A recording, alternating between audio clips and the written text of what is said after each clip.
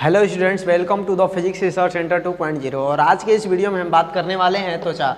और इस त्वचा के अंतर्गत हम कुछ ऐसी भी चीज़ें पढ़ेंगे, जैसे लोग कहते हैं कि धूप में जाने पर काले हो जाते हैं, तो धूप में नहीं जाते। लड़कियां बाहर निकलती हैं तो हाथों में ग्लव्स पहन लेती हैं ताकि उनको धूप कम लगे और काला हो जाते हैं, ठीक ना। तो इन सब चीज़ों का अध्ययन करने वाले सबसे जो बाहरी परत है वो आपकी स्किन है, और ये किस तरीके से शरीर पर रहती है। जैसे त्वचा का जो अध्ययन किया जाता है उसे हम डर्मेटोलॉजी कहते हैं, त्वचा विज्ञान, ठीक ना, इसे डर्मेटोलॉजी कहते हैं। ये जो होता है मानव शरीर का सबसे बड़ा अंग होता है। मानव शरीर का जैसे ये पूरे शरीर पर फैला होता है, ठीक ना, इस कारण से मानव शरीर का सबसे बड़ा अंग कहा गया है। इसका जो द्रव्यमान होता है शरीर के द्रव्यमान का 6 से 7% तक होता है, ठीक ना। मान लीजिए यदि आपका द्रव्यमान 40 किलोग्राम है तो आप 40 किलोग्राम का 6 से 7% भाग जो होगा आपकी त्वचा का होगा, ठीक ना। अब इधर से समझते हैं, ये जो होता है पूरे शरीर पर ढका होता है, पूरे शरीर को ढका हुआ रहता है, इस कारण से इसे अध्यावरणीय तंत्र भी कहते हैं, ठीक ना। अब इसका जो पृष्ठ क्षेत्रफल होता है त्वचा का 1.5 वर्ग मीटर होता है। अब समझिएगा इधर कि जो ये त्वचा होता है, त्वचा के कितने पार्ट होते हैं, तो त्वचा के बेसिकली 2 पार्ट होते हैं। एक होता है एपिडर्मिस और दूसरा होता है डर्मिस। एपिडर्मिस का मतलब बाह्य परत को एपिडर्मिस कहा जाता है, इसे निर्जीव परत भी कहा जाता है।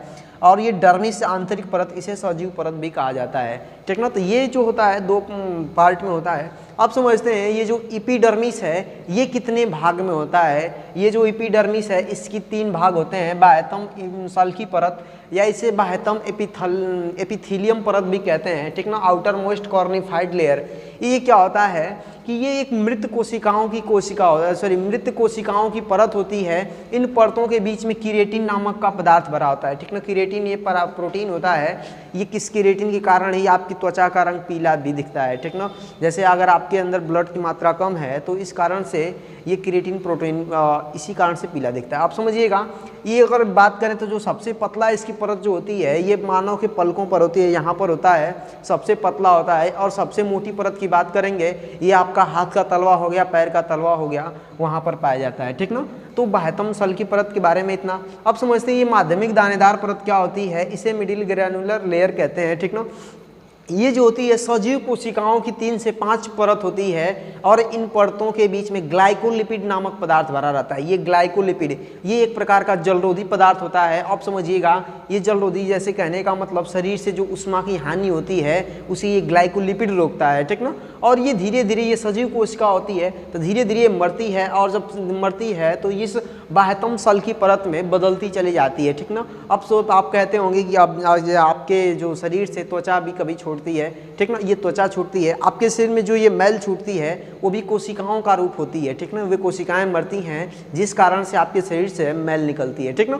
तो वो धीरे धीरे ये माध्यमिक दानेदार परत होती है तो बाह्यतम सल्की परत में बदलती चली जाती है।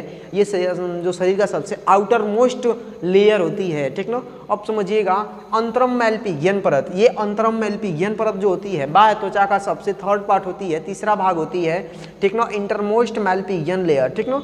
ये क्या होती है, यहाँ पर नई कोशिकाओं का निर्माण होता है, ठीक ना। जब यहाँ पर नई कोशिकाओं का निर्माण होता है तो ये क्या होता है कि धीरे धीरे पुरानी जैसे जैसे होती रहती है तो माध्यमिक दानेदार परत में बदलेगी, फिर उसके बाद बाह्यतम सल्की परत में बदलेगी, फिर वो आपके शरीर से मैल के रूप में छूट जाती है, कुछ ऐसे भी चमड़े के रूप में छूट जाती है, ठीक ना।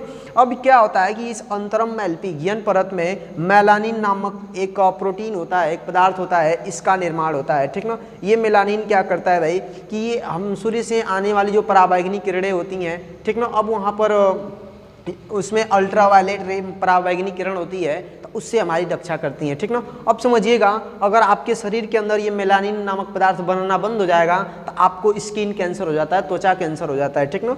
अब ये समझिएगा कि ये जो होता है मेलानिन 2 प्रकार का होता है, एक यू मेलानिन होता है, एक फियो मेलानिन होता है, ठीक ना। तो जो ये यू मेलानिन होता है ये काले रंग का होता है। अगर शरीर में इसकी मात्रा ज़्यादा रहती है तो व्यक्ति के शरीर का जो त्वचा का रंग है वो भी काला हो जाता है, और जब व्यक्ति के शरीर का त्वचा का रंग काला उसके बाल भी गहरे काले होते हैं, ठीक ना। तो व्यक्ति काला प्रतीत होता है, लेकिन कहा जाता है ना काला है लेकिन दिल वाला है। आप समझिएगा इस तरीके से आधार पर व्यक्ति के रंग पर किसी से भेदभाव नहीं करना चाहिए। अब यहाँ पे जो दूसरा मेलानिन है इसे फियो मेलानिन कहते हैं, इसका रंग लाल होता है। इसका रंग कैसा होता है फ्रेंड्स, लाल होता है। और जब लाल होता है तब यहाँ पर इस चीज़ को ये कहा जाता है, ठीक ना, फियोमेलानिन। जैसे लाल होता है तो व्यक्ति के शरीर का भी रंग लाल हो जाता है। दूसरी चीज़ ये बात करें, ये जो यू मेलानिन, इस अगर शरीर में इसकी मात्रा कम हो जाती है तो व्यक्ति का शरीर भूरा हो जाता है। भूरा होने का मतलब ये है कि जैसे आप लोग देखे होंगे ये ब्रिटेन और अमेरिका वाले लोग, इन लोगों का बाल और शरीर भी भूरा रहता है, ठीक ना। और यहाँ पर वेस्ट इंडीज यहाँ के लोग क्या होते हैं कि उनके अंदर ये जो मेलानिन नामक यू मेलानिन होता है, ये पदार्थ ज़्यादा होता है, क्योंकि इस मेलानिन का निर्माण सूर्य के प्रकाश से ही होता है, ठीक ना। जैसे सूर्य के प्रकाश में विटामिन डी पाया जाता है तो उसके ही निर्माण से होता है। तो वेस्ट इंडीज के लोग ज़्यादा काले रंग के हो जाते हैं, ठीक ना। अब समझिएगा इधर कि ये जब काले रंग के हो जाते हैं इस यू मेलानिन के कारण। आइए समझते हैं अब आंतरिक परत, ठीक ना।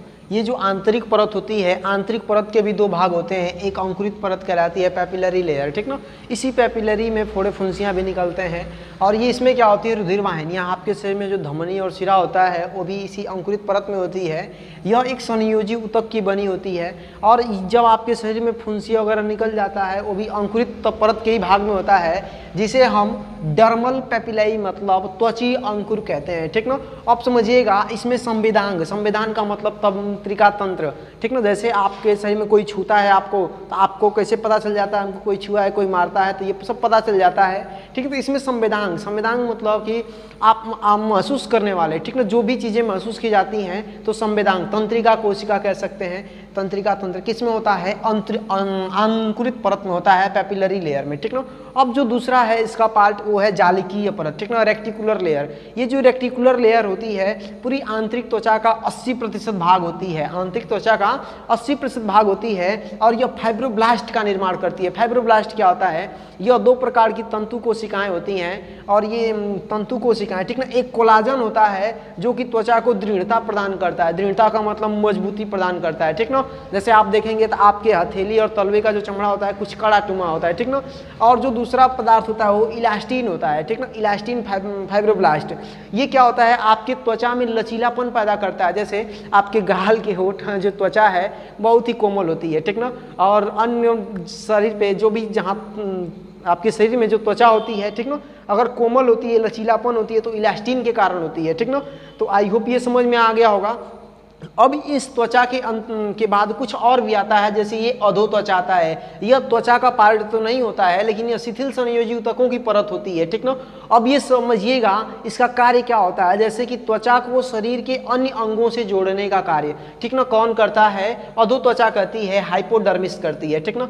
अब ये क्या होता है कि इसमें जब जोड़ देता है तो बाह्य आघातों से जो भी मतलब सूचना होती है मस्तिष्क तक पहुंचता है, तो उसका भी कारण अधो त्वचा होती है। यह हीट इंसुलेटर का कार्य करता है। यह हीट इंसुलेटर का कार्य क्यों करता है, क्योंकि इसमें फैट की मात्रा, फैट यानी वसा की मात्रा पाई जाती है, ठीक ना। हीट इंसुलेटर का मतलब आपके उष्मा अवरोधक, आपके शरीर से उष्मा को न बाहर जाने देता है और ना ही शरीर में उष्मा जाने देता है, ठीक ना। जाने का मतलब उष्मा जाती है लेकिन ज़्यादा मात्रा में नहीं जाती है, उसका जो कारण है अधो त्वचा। और जो त्वचा के अन्य रूपांतरित भाग हैं, आपके नाखून हो गया, आपके बाल हो गए, ये सब त्वचा, रोम हो गया, ठीक ना, रोमा, अब ये सब त्वचा के रूपांतरित भाग होते हैं, ठीक ना। अब पशुओं में कलिया था, उनकी जो सींग है, उनकी जो टापे हैं, ये सब जो होते हैं त्वचा के रूपांतरित भाग होते हैं, ठीक ना। आप इनको हड्डी समझने की गलतियां मत करिएगा, क्योंकि बहुत सारे लोग इस चीज़ को हड्डी समझ लेते हैं। तो आई होप वीडियो इन्फॉर्मेटिव लगा होगा। मिलते हैं किसी नेक्स्ट वीडियो में। जय हिंद।